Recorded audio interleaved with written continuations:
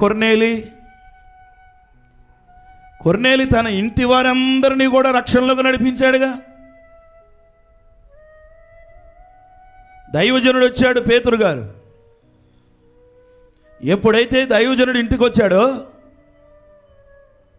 కొర్నేలి గారు కుటుంబం మొత్తం తీసుకొచ్చి కూర్చోబెట్టాడు. ఈరోజు నువ్వు దైవజనుడిని ఇంటికి వస్తే నీ కుటుంబం కూర్చోగలుగుతుందా?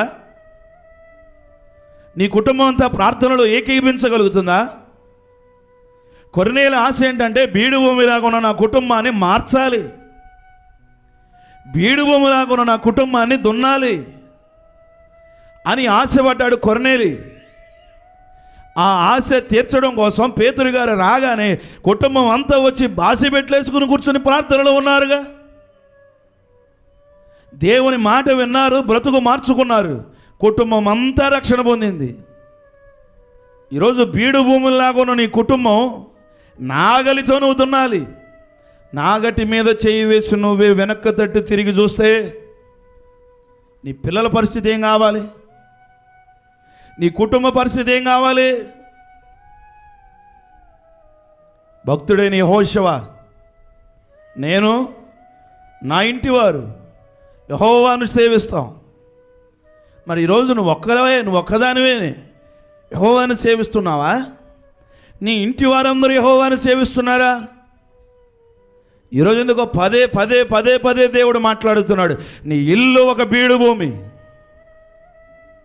నీ కుటుంబం ఒక బీడు భూమి, నీ భర్త ఒక బీడు భూమి, నీ కుమారులు బీడు భూమి, నీ రక్త సంబంధాలు బీడు భూమి. నువ్వు నాగలితో దున్నాలి.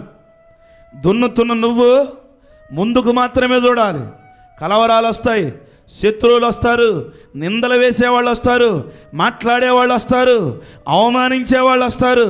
నేను నా ఇంటి వారు యెహోవాను మాత్రమే సేవిస్తాం. దేవునికి స్తోత్రం, హల్లెలూయా. మీకు బాధ కలిగిన ఒక మాట చెప్పనా? రాహాబు ఎవరు? ఒక వేశ్య.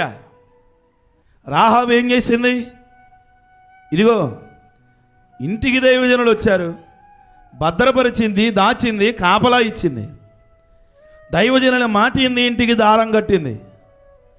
ఎప్పుడైతే ఆ ఇంటికి దారం కట్టిందో, దారం కట్టిన ఇంటిలోకి కుటుంబం మొత్తం తీసుకొచ్చింది. ఒక వేశ్యే కుటుంబాన్ని రక్షించుకుంది.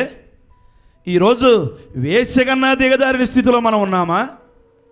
రాహాబు అనే వేశ్య తన కుటుంబాన్ని రక్షించుకుంది అని బైబిల్ చెప్తుందిగా. ఈరోజు ఎంతకాలం భక్తిలో ఉన్నాం?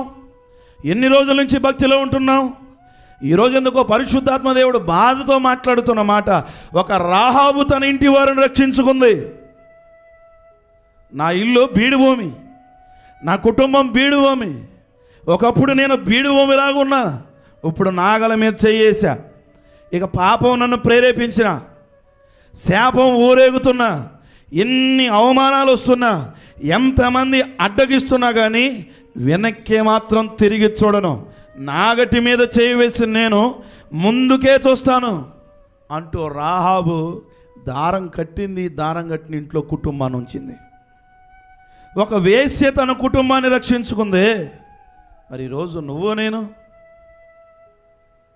నీ రక్త సంబంధిని రక్షణలోకి నడిపించలేకపోతున్నావు. నీ కుటుంబంలో నీ సహోదరులు ఇంకా వారు లోకంలోనే ఉంటున్నారు, పాపంలోనే ఉంటున్నారు. వారిని దేవుని సన్నిధిలోకి మనం నడిపించలేకపోతున్నాం. ఒక వేశ్య తన కుటుంబాన్ని దేవునిలోకి నడిపించింది.